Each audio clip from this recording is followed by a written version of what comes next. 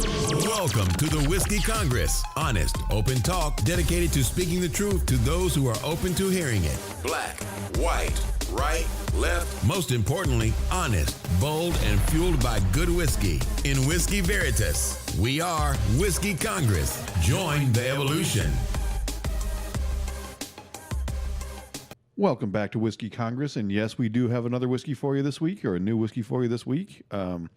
We have Double Day bourbon from Cooperstown Distilleries. Abner Double Day. Abner Double Day, 45% by volume bourbon style whiskey, actually manufactured in Indiana and bottled in New York. So a little sneaky, but it's on the bottle. So, and also for all of you who may not know who Abner Double Day is, he's essentially the father of baseball to a degree. Yeah, the inventor, and then he was also a Civil War.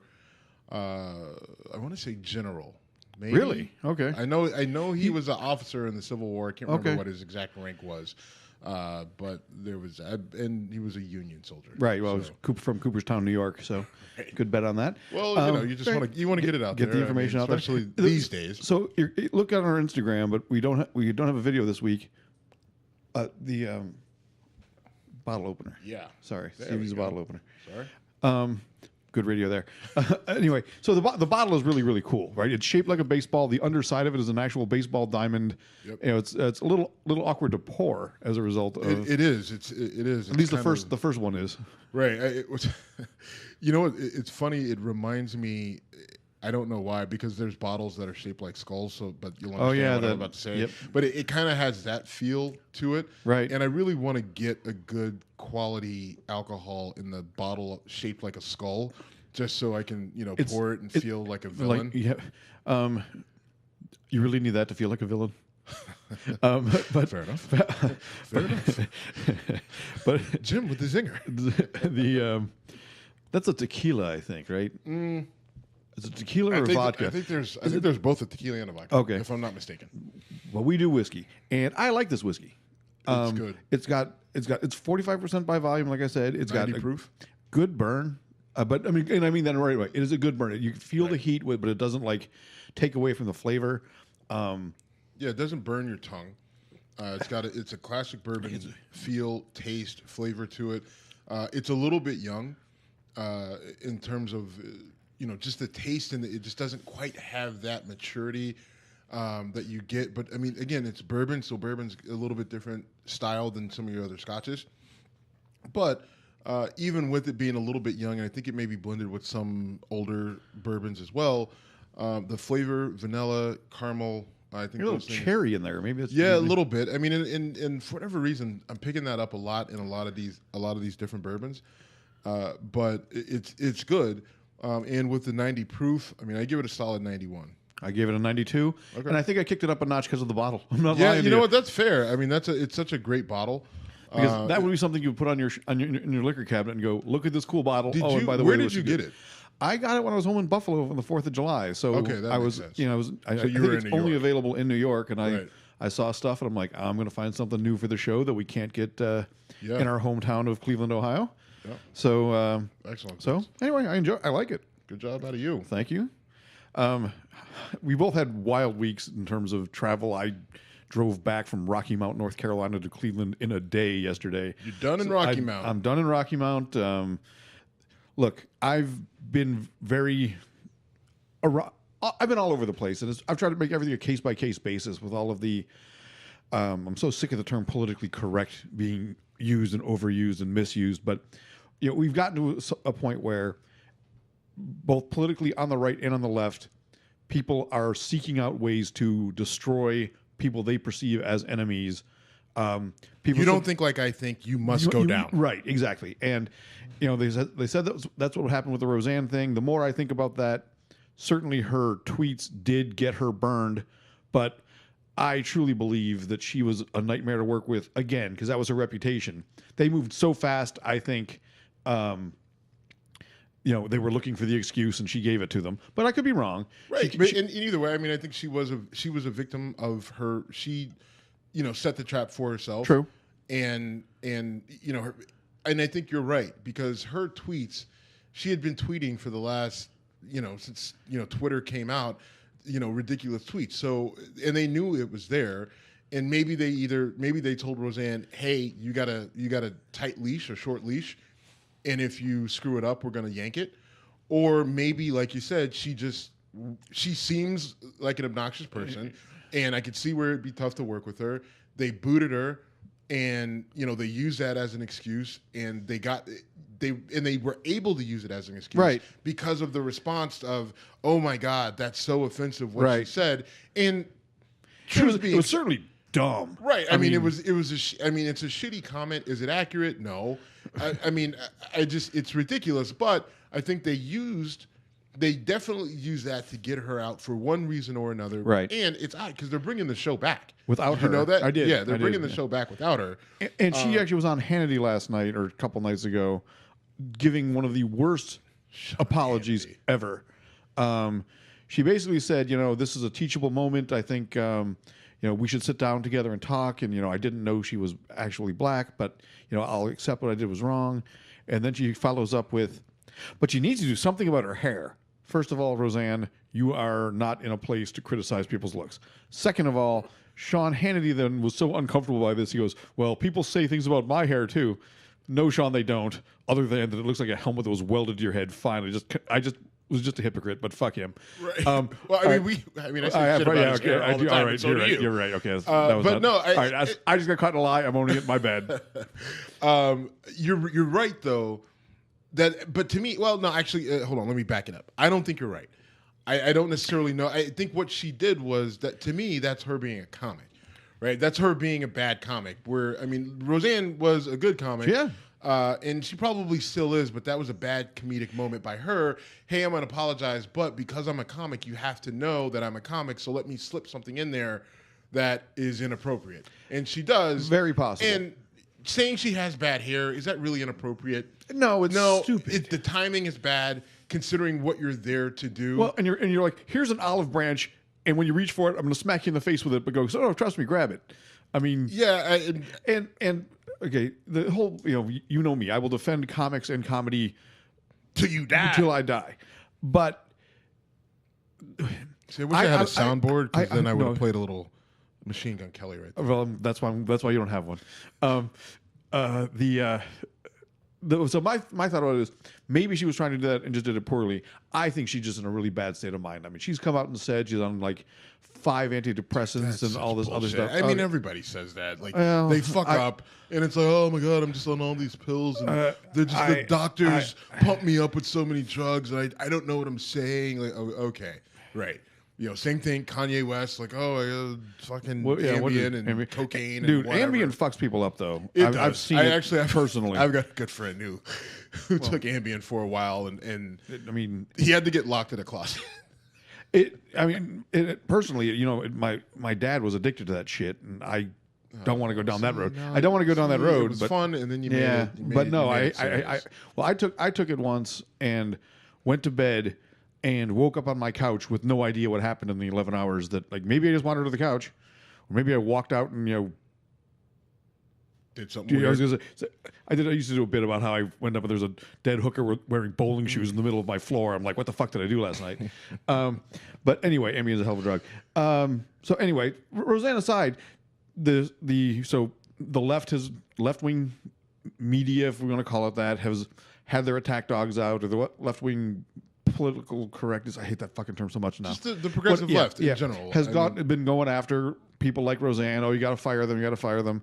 Now the right has started digging into the past of everyone else on the left, and trying to find attacks. And so you want to talk about James Gunn, and it took me a minute to even process who he was, and now I know director of Guardians of the Galaxy. Yeah, the first two, and he was fired from the third one because of tweets that he put out between 2008 and 2011.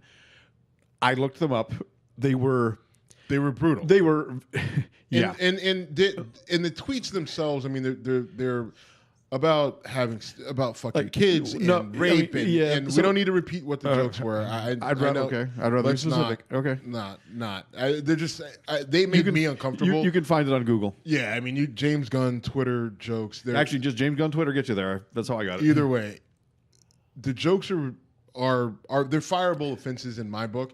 If I said that at my job, if I tweeted that, and someone from my job, my boss, saw it, I can tell you right now, he would call me in. What the hell is this? They're like, oh well, I just thought it was funny. Oh, maybe it's a bad joke. I'll delete it. Like, no, it's already out there. We can't have this. We can't have you representing us. Is it more to that point? He works for Disney, right? I mean, exactly. Jokes about pedophilia, not great. Right. Jokes about Disney. Pedophilia and rape, not good. Right. Ever. And when you're working for Disney, especially bad. So I don't think that's an example of someone being fired for. Or I do, because it happens. Maybe not for an over. Well, here's my point. Well, someone dug into the past and said, "Let's dig as deep as we can." Fine. That's different than it's a little bit different because someone went digging and they found it, but that's on him because it was his action. Yep. Right. It was he's the one who decided this is going to be funny. Right. And then he puts it out there. Right. He's the one who decided to hit send.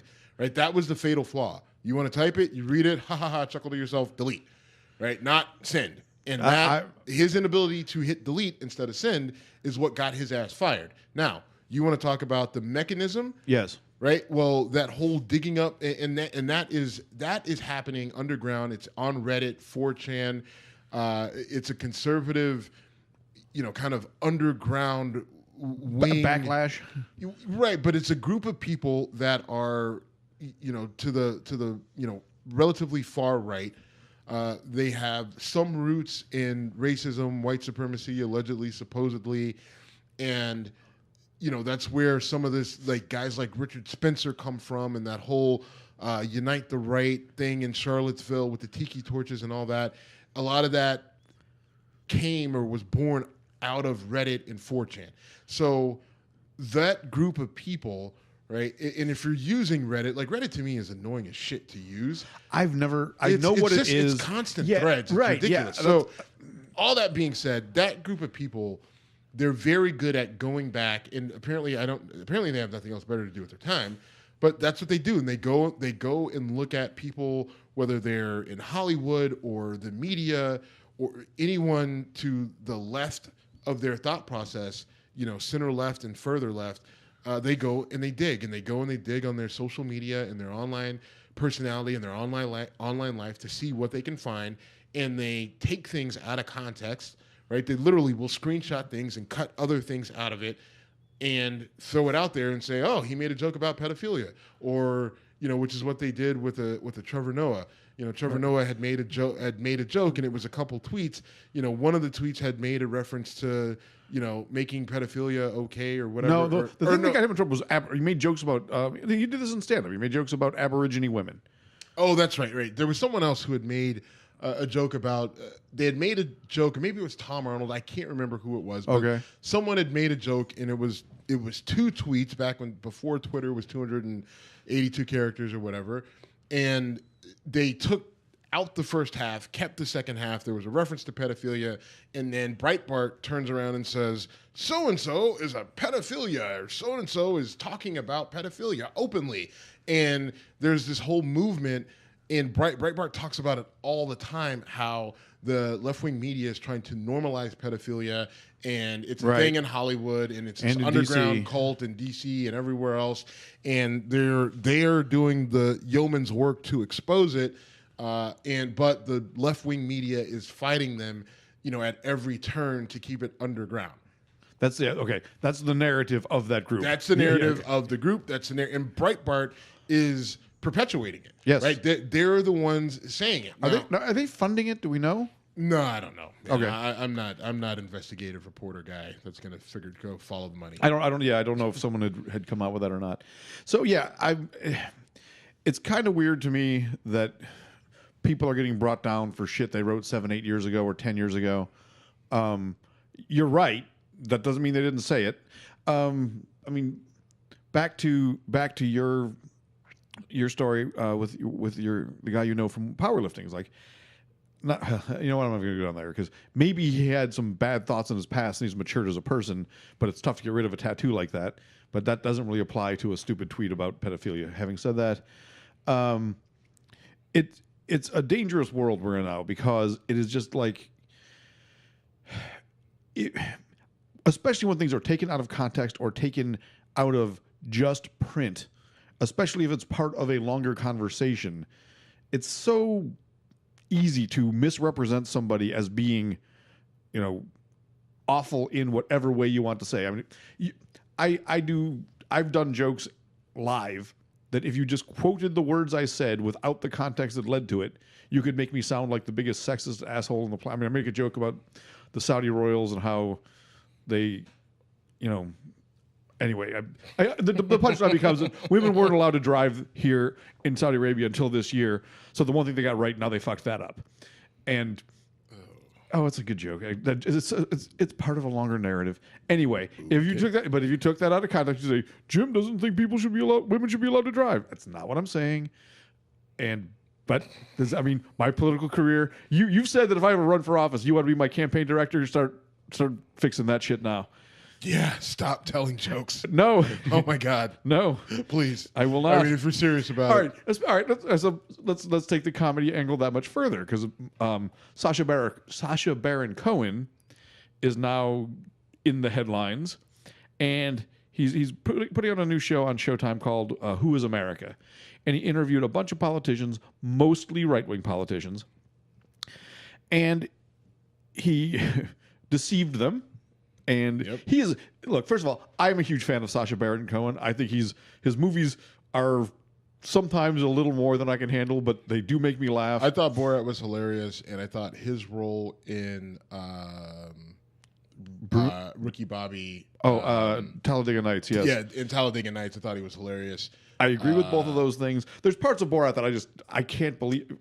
When two disgusting, hairy, naked men are rolling around, and the fact that they run through a fucking hotel into a conference. Right. The first time I saw that, I was so grossed out I couldn't laugh. The second time, I couldn't stop laughing, because I'm imagining me being like, all of a sudden there's two really hairy, naked men just like they stand on the elevator next to those people, and those people had to sit there and keep a straight face. All right. Anyway, enough about that. So he, in one case, posed as an agent for Mossad, and he was teaching some guy named, was it James Spencer? No, you're talking about the guy out of Georgia. The guy in Georgia, yes. Right. And I mean, that guy really should have, what we do know about him is that he had lost his re-election bid. He was finishing out his term. He got beat out, and he was running on this whole thing that immigrants should be, bussed out, and he in his ad, his campaign ad, there was a bus. It was a big bus that was painted that it was like the deportation bus or something like that to take immigrants back across the border. And fine, I don't want to get into the whole border debate, but it was tasteless. Right? Even if you feel that immigrants shouldn't be here, or illegal immigrant, whatever your stance is, there's better ways to do it than say, let's just shove him on a bus and put him back across the border. So his name is Jason Spencer. Yes, Jay Spencer. And do we want to talk about what happens in the video, or should we just say you looking for it on YouTube? Well, no, this is. I mean, yeah, absolutely. Talk about this, because this guy. Oh, geez, I forgot about the first part. So, go ahead. No. You're too excited. I don't want to take your thunder. No, I don't want to do this because Sacha Baron Cohen tells him that if you're being attacked, here's how to protect yourself. And the first thing he says you do is you need to do what? And he says yell. Well, he said, no. He said yell the N-word. Right? Well, he leads him to that, yell the N-word, and then the guy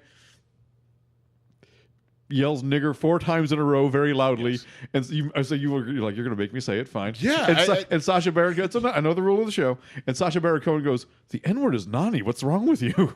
Yeah, it's and that's not even the best part, though. No. The best.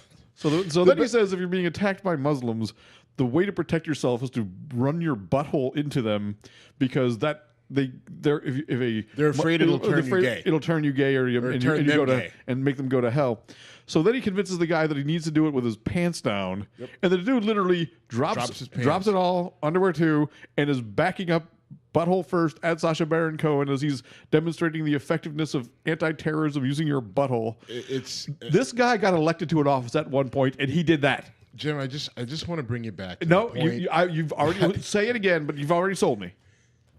the people that we elect to office in our government are not smart, right? Not all. Some of them are very intelligent. Some of them are very sharp and are good at what they do. Others are complete idiots. Yes. They just are. And it's part of the reason why our government is ineffective, right? Because people are just... And now we're gravitating to idiots. Well, I mean, people are just voting for names, right? Like, they don't take it really that serious, right? I mean, people kind of do, but they don't, right? Like, people go and they vote and they put the sticker on, but how much attention do they actually pay to who's running? Unless it's someone they know. Like, if you're in a small town like Youngstown, where I'm from, then people pay a little bit closer attention because everyone knows everybody, so there's some sort of affiliation with the people running.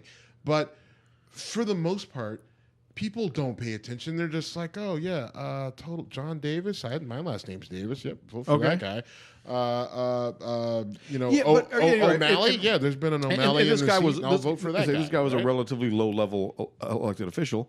But it doesn't matter. I mean, even for some of the bigger. Sarah Palin was a governor. She was also a target of a vicious attack from Sacha Baron Cohen in her word. No, she used the word evil. Yes, a vicious, evil attack. Sarah. Well, I mean, part of it is, listen, it's comedy, and so to a degree, there's a bit of like you give comedy a pass. You let comedy be comedy. You judge it. Either it made you laugh or it didn't. Right? Now, when you get this political, though, I do think you need to hold it to a different level. I don't though. If we're gonna accept comedy as kind of a form barometer of kind of where we're at as a society, or even as a check to a certain degree, I think you let it go. I think the line, the crossing the line with comedy is much further. I totally agree with much that. further totally agree with than anything else. And 100% agree with that. And even with going back to what we were saying about Roseanne, hers was stupid. What she said was dumb. Right, but I wasn't offended by it. Right, it didn't piss me off, and I didn't immediately go to again. I saw when she said Valerie Jarrett looked like something from Planet of the Apes. I looked at that Muslim Brotherhood had a kid with Planet of the Apes or something stupid. Whatever. I mean, whatever she said, it was just dumb. It wasn't good comedy, and it was in bad taste. But that was kind of it. That's where I drew the line. But because of the hubbub that was made of it, and because ABC may have been looking for a way to boot her anyway, which I don't know. I don't know. Either. We can't verify. But I agree with your thought process there. Then she's out, and so with this, I think and Sarah Palin's allowed to say whatever she wants to say.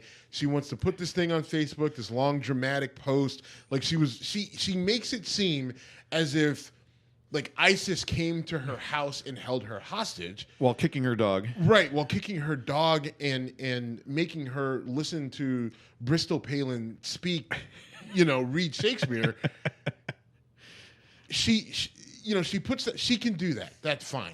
Now, did what he did. Now, listen, it was dramatic what he did, right? Because I mean, he's flying people out to DC or to New York or wherever he's doing, and then putting them in hotels, and I mean, he is going all out. Yeah. Right. Like, so this is and then she's got the support of CBS and Showtime, and in her defense, her alleged reason for calling him evil was he posed as a disabled veteran. Now, he did not call himself a veteran, I don't think. In fact, that could be called stolen valor, I think, if he took it too far. Yeah.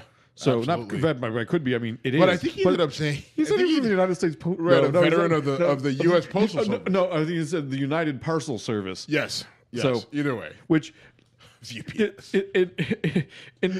All right, so I am a fan of Sacha. Up on that. Yeah, I am a fan of Sacha Baron Cohen, but tricking Sarah Palin is really not a feather in your cap. Right. When in terms of the politicians aren't smart, it's pretty well documented. The guy who wrote the book about trying to train her to be McCain's running mate came out and said it. And I mean, Steve Schmidt will. When I don't need Steve Schmidt. No, you don't. I mean, no, I just need don't. to watch her and listen to her. True. I mean, you betcha. She can see, I mean, all right. Because I can see Russia from my front porch. But sometimes people get caught in a what's the word I'm looking for? Not a stereotype, but they get caught with a catchphrase or caught with whatever and get labeled in a way, and they can't escape it. My favorite example of that, and I know I've said it to you before, is George H.W. Bush. It's called a wimp. Dude was a World War II fighter pilot who got shot down in the middle of the fucking Pacific and came back and did it. But he got that label, and people threw that at him for the rest of his political career. I'm like, as far as I fully agree with you there. So, but in this case, Sarah Palin has earned that title, and I'm not saying otherwise. But to the bigger point of what Sacha Baron Cohen's doing, by the way, he also got a few politicians to sponsor a program for arming pre-kindergarten children, and they literally had like, here's Tony the shooting horse, or I'm butchering but they're little toys that had guns in them, so you could shoot. And that's where I don't care who you are as a politician or entertainer or whatever, when something comes up that's just that ridiculous, then you pause and you make it, because it just, even if you're talking about optics.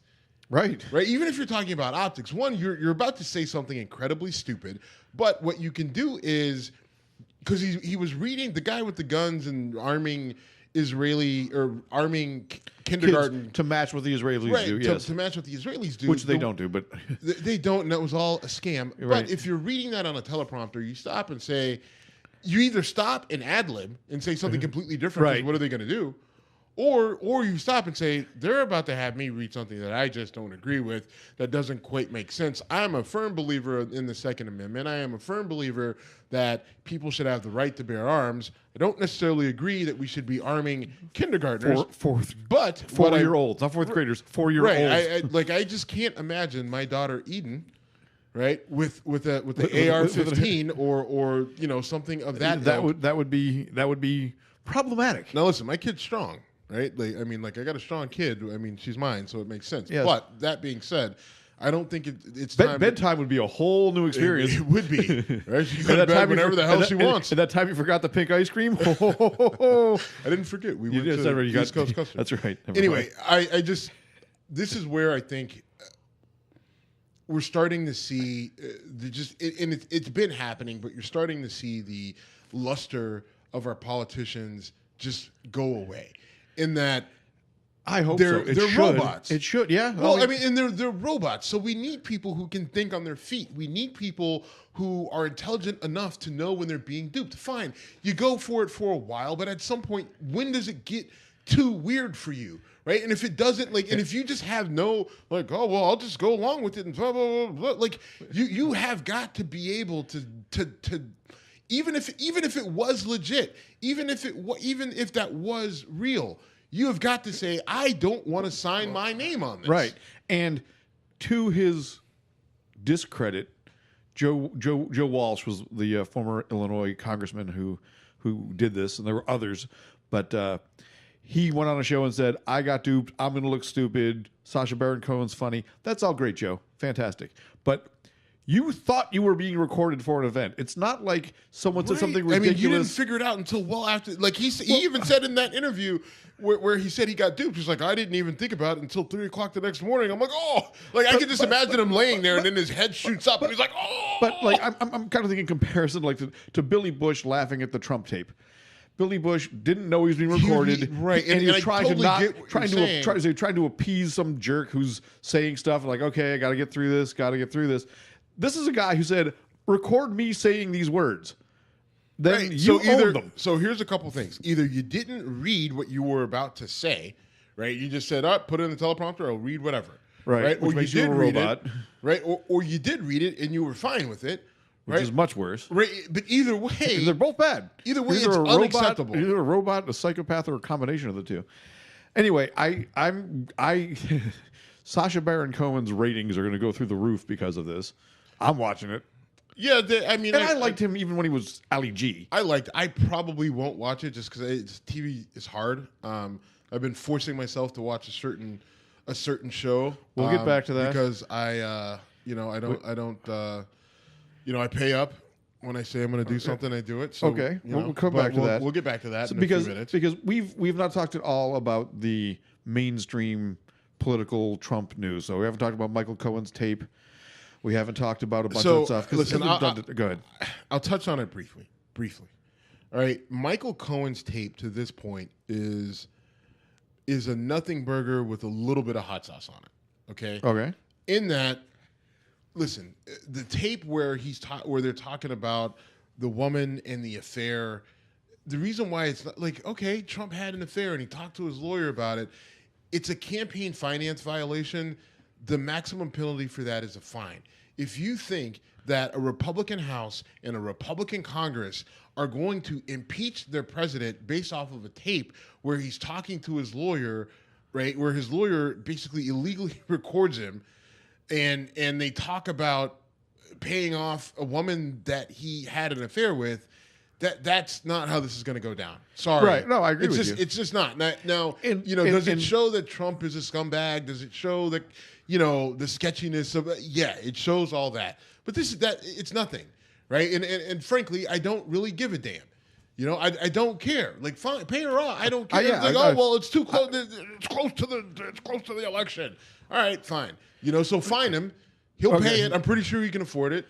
And let's move. Like, if you're gonna impeach him, then make it worth my fucking while. It better be Russia collusion related, which even still. But I agree with you. The fact that if you listen to or watch CNN, MSNBC, you're going to hear a lot about the whole Cohen tape. And look, if you didn't know Trump was a playboy, you didn't know anything about him, because he was a playboy I knew it from the 80s, and I was 17 or 16. Right. I was like 8 or 9. I'm aware of that much older than you. But while all this has been going on, while this has been getting a ton of news coverage, something that I'm pretty passionate about, the environment and environmental conservation and just conservationism in general, I didn't even know until you told me. I'm going to give myself the defense that it was a very weird final week for me on my North Carolina project, that there's an attempt by Republicans in Congress with the backing of the president to roll back the Endangered Species Act. And they didn't. I've read a couple things about it, and some of the senators and congressmen that are supporting getting rid of it or modifying it, I think is the word they use, are saying that it's because we want to do a better job of protecting endangered species. But some of them have flat out come out and said, we're doing this because we need to make it easier for development and oil drilling and all those other things to occur. And I'm sure that... You know what? This is... we haven't had Mike Wood Jr. on the show in a while. We probably need to have him back on. He's busy doing his own thing. But, Mike talks about what are the causes of violence. Right. Environmental poisoning, resource inequality, local instability, police. Right, those are the big four. Now, some people are going to lose their shit over the police. I saw that on the Facebook page. Where'd you? Okay. It's in his book. He's talked about it. Right. Okay.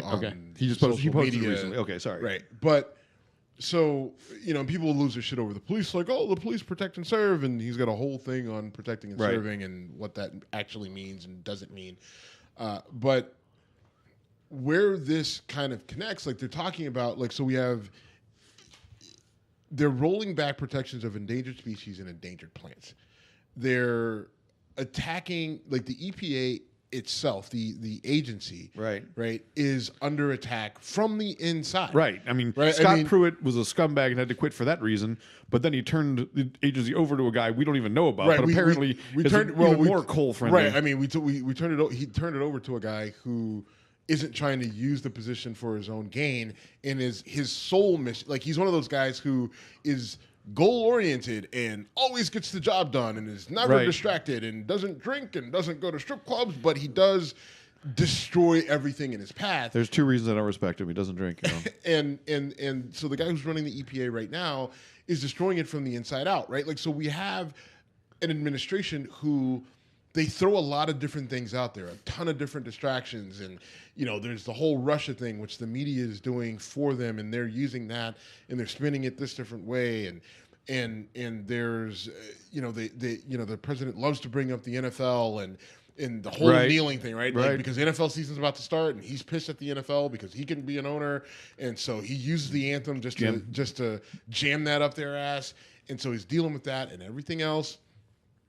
But the real damage that this administration is doing is to the environment. Why does that matter? Because environmental things, right? The environment, and that's what kills. That's what kills poor people, right? Right. Shitty environments is what kills poor people and makes and things like the Endangered Species Act. So people say, well, who gives a fuck about the spotted owl? Well, I've never seen one.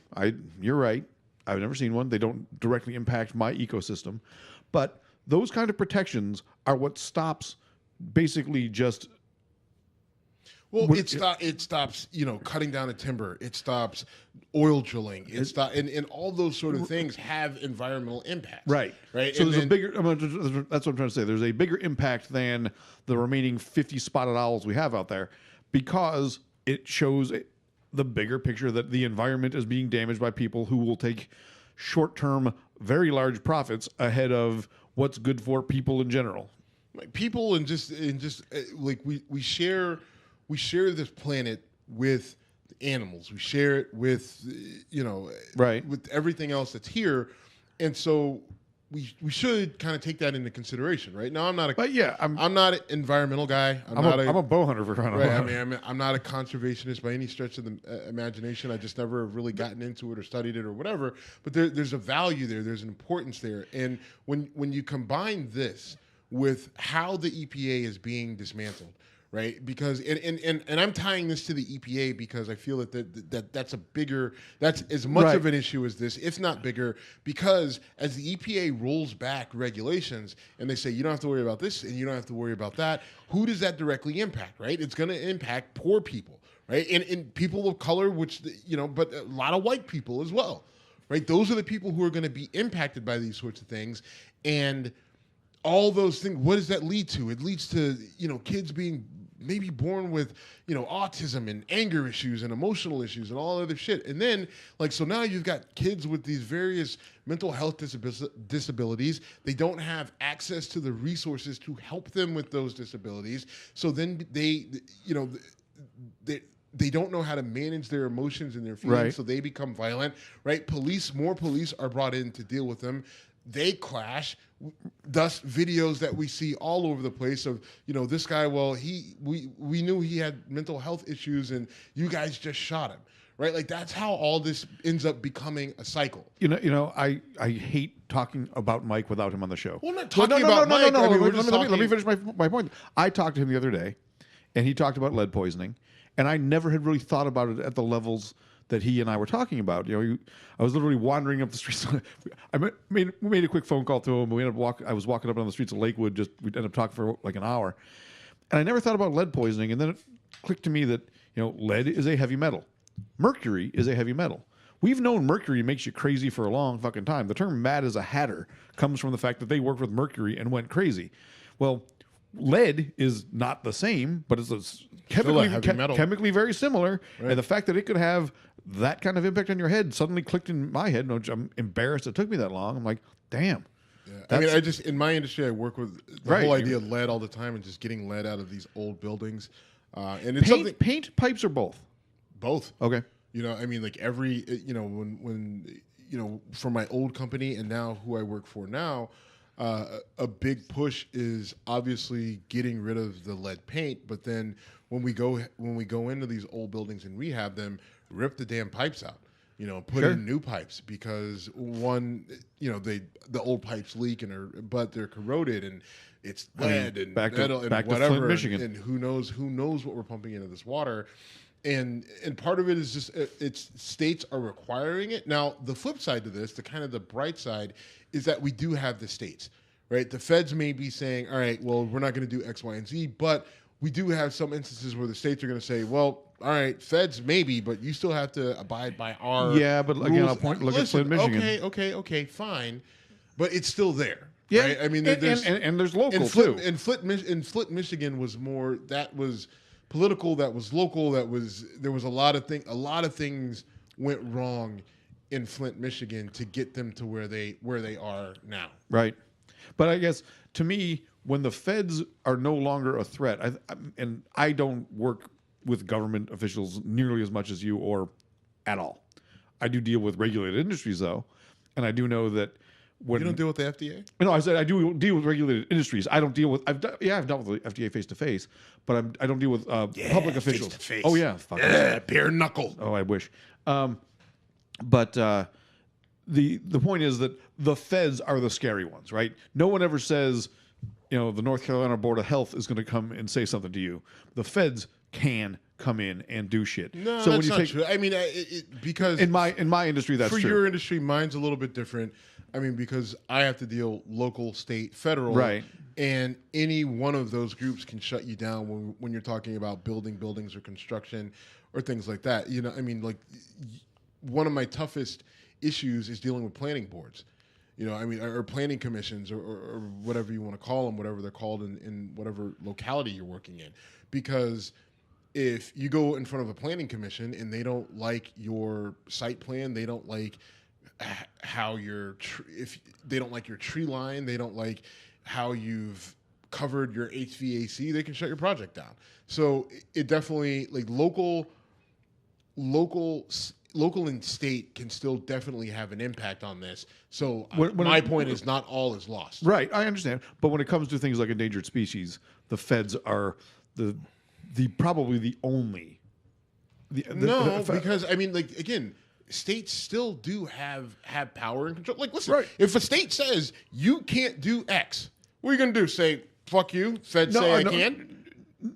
That's not what I'm saying. What I'm saying is, Well, what are you saying? I'm saying when it comes to things related to endangered species, I don't know that there's a state board that deals with that. I think that's exclusively federal.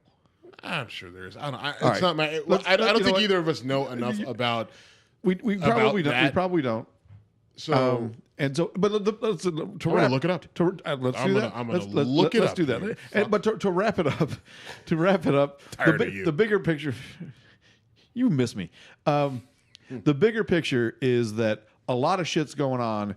I won't even say behind the scenes. It's not even all that well veiled. It's right. It's It's just not veiled. It's just not getting anyone's attention. That You know what? So I was listening to POTUS Sirius XM 124, and they were talking about this very issue. Right? There was a reporter from the New York Times, and he was some sort of Washington correspondent, and he David Sanger, right? Okay. And David Sanger was saying how there's so many various things going on. But fortunately, because of news media and how strong the news media is, they can cover everything, and it'll all be covered, and everyone will know everything. Well, in a way, he's right, but in a way, he's wrong, because he's right in the fact that there are, fortunately for the public, there are people out there who are covering all this stuff about the endangered species and the EPA and all these other little ancillary things that don't necessarily have the gusto of the big headlines. But the tough part is that those things get swallowed by the Trump administration, the hurricane that is the Trump administration. Yeah, the Stormy, Daniels. Yeah, I mean, it's just like things like Stormy Daniels and affairs and shit that doesn't matter to our government. Let me put most of my direction at CNN right now, because I have been accused of being a CNN apologist, and sometimes I do apologize for them when I think it's appropriate. But I've seen nothing about the Endangered Species Act from CNN. I've heard more about Stormy Daniels and is it McDougal or whatever the playmate was, and I mean, I know all about Michael Cohen's tape saying, "Yeah, Trump banged a porn star or banged a playmate." I don't care. And this is where our responsibility as citizens comes in, because now we know the environment, we know the political environment, we know the media environment, we know that our media sources have agendas. Whether it's the New York Times or CNN or MSNBC or Fox News or Breitbart or Al Jazeera, wherever you get your news, they have agendas. So you now have the responsibility to go to as many different resources as possible to put the story together, and you got to do some work, and you got to do it yourself, right? Like that's just where we're at. And more important, and your politicians, right? Like they have agendas. They are they're feeding a certain narrative. They're playing for the cameras, and they're looking to get reelected. They're looking to get promoted. They're looking that I want to be the next secretary of XYZ. So they're going to say things and do things a certain way. You have to be able to kind of put the truth together, but at the same time, you can't have something that is fact put in your face and disregard it because you don't like it or you're not comfortable with it. Well, I agree with everything you said, and I think to enhance that is... Oh, you're going to enhance it? White guy's going to enhance the black guy? Exactly. Yeah, okay. My goodness. I'm ornery today. You're I had a long day. You have not gotten to take shots at me in a long time. I know. You missed it. Okay. I haven't been able to beat up on you verbally. I had a long day at work. I had a rough day at the gym. I almost died twice this morning at the gym. Like it just. All right. You're burying the lead here, but the point is that when politicians, you said politicians worry about being reelected. That is the primary concern of damn near every politician. And if you want proof, look at the ones that have stepped down because they thought they were going to lose, and how differently they act. Jeff Flake, perfect example. He's not running again, so now he's now he's sane all of a sudden. And so if you let politicians know, starting at the local John level, McCain to a certain well, degree. he's always been that way. He's always been a little bit of a But there's other Chuck Gowdy. Chuck Gowdy? No, you're thinking of Trey Gowdy. Trey Gowdy. Chuck Gowdy's an astronaut or something, isn't he? I don't know. I think you just made up. Or made up a name. But yeah, Trey Gowdy's another one though. I'm not running again. I'm going to let it fly. If local politicians and regional and national politicians know you care more about the environment, you care more about the future of the planet, the future of children, than you do about who Trump stuck his dick in 10 years ago, maybe, just maybe, they'll start caring more about that too. All right, that was my attempt to wrap that up. You now want to talk to me about our agreement. All right, so I asked you to watch Jessica Jones, which I have, and Luke Cage. Start with Jessica Jones. Try to bring yourself into the Netflix Marvel universe, and you did. Yes. You did, and I applaud you. I've enjoyed it. It's been the one scene I want to say is when she first meets Luke Cage in Jessica Jones. He calls himself Luke. I'm like, that's it. That's Luke Cage. Or he didn't even call himself Luke. I'm like, he's a bartender in New York City. He's obviously a badass. She goes to rescue him from getting beat up by a group of angry men, and it doesn't go well for the group of angry men. She really wasn't needed, but when they realize, okay, they're both superheroes or have superpowers, and to demonstrate, he shows up with a circular saw and takes it to his own abs and destroys a circular saw with his abs. I'm like, that's just fucking badass shit. And that's something like Wolverine go, damn, that's badass shit. I'd have to get cut and heal. You just went right. And okay, I mean, the guy who plays Luke Cage got a quality set of abs. Yes, he does. So I asked you to watch the Marvel stuff on Netflix, and in return, I needed to watch Californication, which I did. Well, not all of it because I think what is there seven seasons? Yes, and don't watch season 7. Well, I'm probably gonna have to. Now. Okay, okay, here we go. Well, just because I want to. You're committed. Okay, cool. So, this is my thought. I'm into about halfway through season 2. All right. Okay? I like the show. It's good. Okay. I think the writing's good, and the writing is big for me. The conversations are good. I like Duchovny's character. To a degree, there's something that's a little bit annoying about him, but I actually haven't figured out what it is yet. But so I'm going to do a little psychoanalysis here. I know. I think I know where this is going. Should we make this a come at me, bro, or should we? Fine. Whatever. I know where this is going, and I've got one for you. So if you don't have one for me, bring it. This will be my come at me, bro, for you, which I think we've missed the last couple shows, but it's this show is. I think it personifies the middle-aged single white guy dream, right? You're this guy in California. You are able to fuck abroad every night of the week if you want to. You say what you want. You do what you want. There are literally no repercussions for your actions to an extent. Wait till season 3, but okay. Right? I mean, so like in season 1, he gets robbed by broad that he fucks, but apparently it was so good that she brings everything back, and they end up fucking again, and he doesn't even have to worry about knowing her name. Okay. Right? And so I think a lot of the enjoyment of this show is just, damn, I wish I could live that life. Right? I think that's right. part of it. Hold on. Let me explain. Let me respond, please. Now, You're 100% right. There. Now, fine. Now, where it's for a guy like me, where it took me a second to get into it, right? Because they wanted to put that out there quick, right? Like, this guy's a playboy. He has sex with random women all the time. It's just his thing. That's how he gets down. And so I didn't have a track record like that. Never. Right? Like, just where every night of the week it was this may someone shock different. you, nor did I.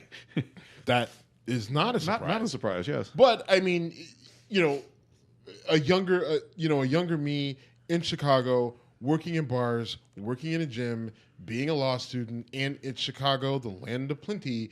I had a couple. We'll say I had a couple good streaks. I have no trouble being a ball player in college. Didn't hurt either. No. I mean, I was around enough ball players in college. Not even going back to college. So for me, the experience of being able to say the right thing, do the right thing, and then the night sort of ends, and then people are just like, "So what happened last night?" Well, things went well. Like, I had a fair number of those in my own personal experience. So for me, it took me a little bit longer to get into the show, but there was a lot of things that I connected with. His relationship with his daughter, right? One of my biggest fears is that I'm fucking up with my daughter and I don't have the ideal relationship with her. Now, I know I have a pretty good relationship, but I want to push to make sure that I have a really good one with her, and I am trying to figure out, like, how can I make sure that my kid doesn't end up being one of those goth kids who hates everything, who never talks to me, and moves away and ends up doing odd jobs for the rest of her life. What I mean? Like, all those weird sort of fears, and I can see how he's battling with that, and so I appreciate it. His relationship with people that he works with, how, hey, you're really talented, but God, sometimes you're just a fucking asshole, right? Like, that's you and me all the time, right? Like, we work well together, but like sometimes you're just like, God damn it, you're a dick, right? Like, I get it. So there's a lot that I can relate to. Hit me in the eye with a bottle cap. I have the right to. And he feels bad about it too. You can tell by the hysterical laughter. I do. Actually, you did the one time you hit me square in the eye. You were like, "Holy shit, I'm sorry." I did. I felt bad, and I was also amazed. I was like, the accuracy there. I'm really good at this. But that's I think the great part of that show is that he is a flawed human being, not particularly shy about it.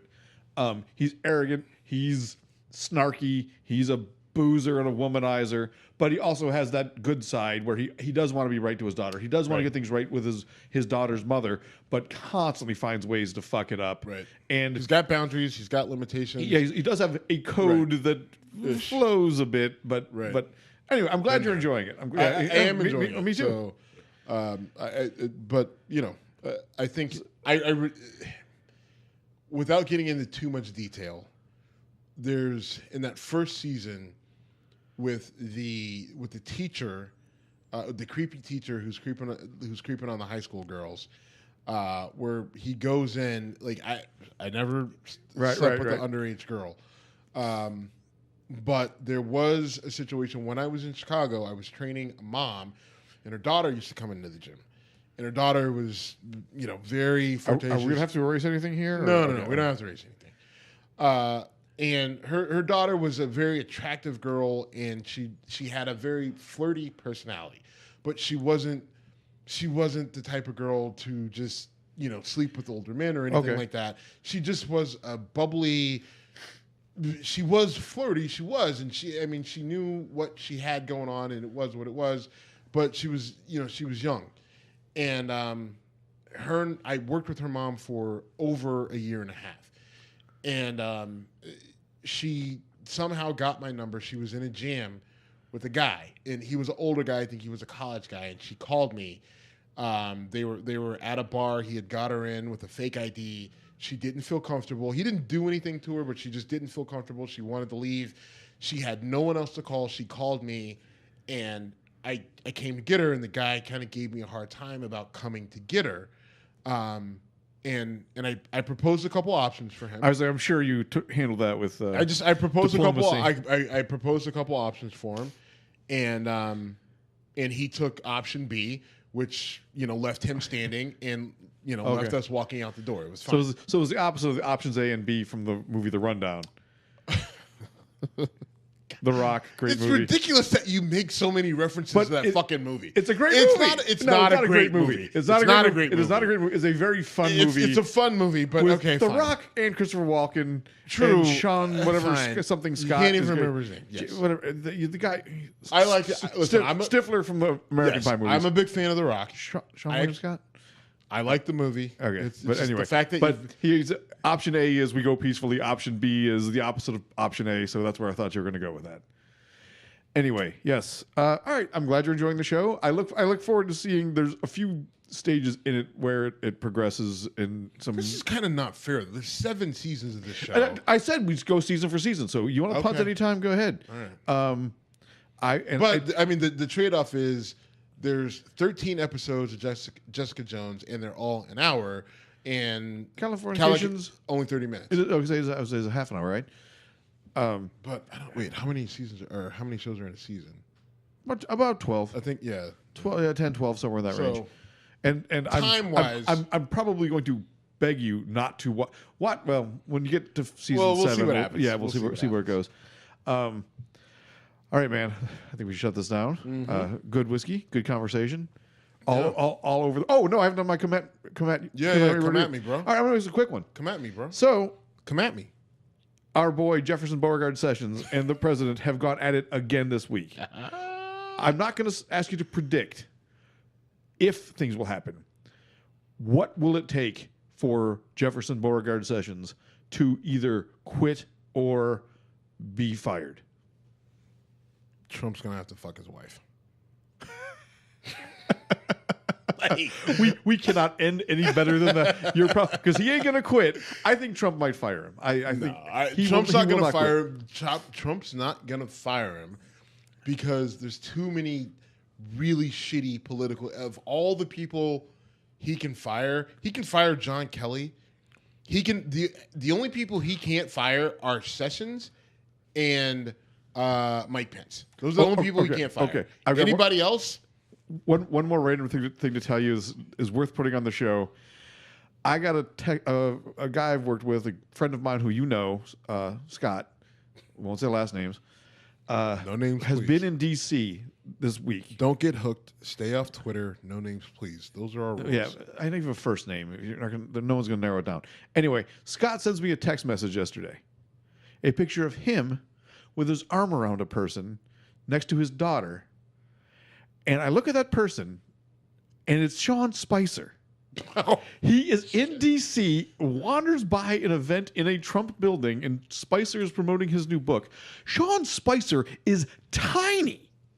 Yeah, I he's would guess he's like 5'3". No, he's not that short. I'll show you I think the he's like picture. 5'6". Okay, I'll show you the picture. But anyway, I get a text from Scott. I'm like, all right, you're obviously doing this to troll me because he's standing in front of a Trump thing, and I'm like, that looks like Sean Spicer, but that can't be him. And so I literally Was Googled, he chewing gum? Perfect way to end. Good show, brother. All right, man. Thank you for listening to Whiskey Congress at Whiskey Congress on all social media. Please reach out to us. I do want. Just before we go, This is like Return of the King. Chances are, people have probably already shut us down. A new listener, Jimmy, reached out to us and gave us a lot of kudos and a lot of a lot of appreciation for the show. And I want to say, one, thank you for doing that. And I think it's important that we tell people because when you reach out, we appreciate it. Listen, we appreciate it, and two, I think it shows that we're doing something pretty decent here. So Right. And 3, please do it either by email or social media. Don't see me at a bar and tell me, hey, when you said this about that, I'm like, I'm not. No, do that. Okay, fine. Okay. Either way, I mean, I've gotten hit whatever. so many different ways. All right. On that note, at Whiskey Congress on all social media, check out our Instagram to check out the Abner Doubleday Bourbon. It's a cool bottle, kids. Cool bottle. Good whiskey. We're out. Later.